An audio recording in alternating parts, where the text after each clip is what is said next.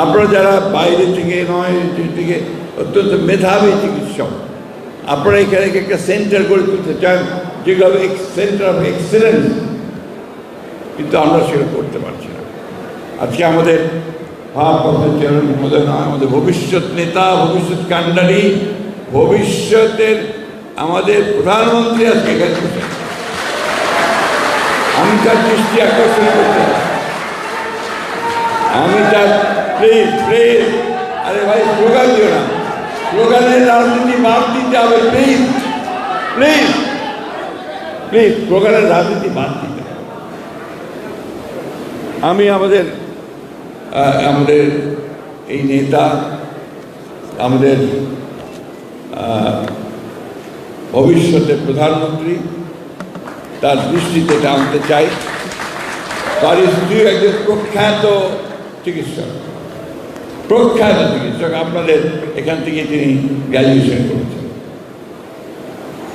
এই বিষয়টার দিকে তিনি অত্যন্ত বেশি গুরুত্ব দেবেন, কারণ এই যে 18 কোটি মানুষ, এই 18 কোটি মানুষের স্বাস্থ্যসেবা, এটা একটা বড় বিশাল একটা দায়িত্ব বলে মনে করি সরকারের, যে কোনো নেতা। যিনি সহকারী উপদেষ্টা আছেন চিকিৎসা স্বাস্থ্য মন্ত্রণালয়ে, তিনি এমন কতগুলো ব্যবস্থা আইন দিচ্ছেন যাতে করে ইন্ডাস্ট্রি বন্ধ হয়ে যাওয়ার লোক।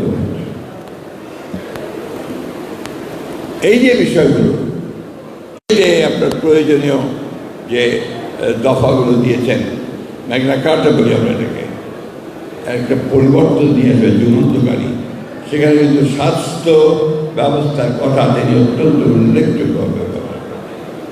আমি বক্তব্য দীর্ঘ করবো না, আপনারা আজকে অন্য মুডে আছেন, নির্বাচনের মুড, সেই নির্বাচনের মুডে সবাই এখন আপনারা আছেন। আমি আর দীর্ঘ বক্তব্য রাখতে চাই না, তবে আশা করব,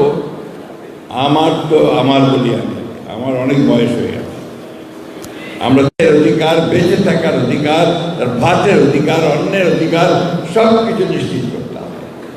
These are very important.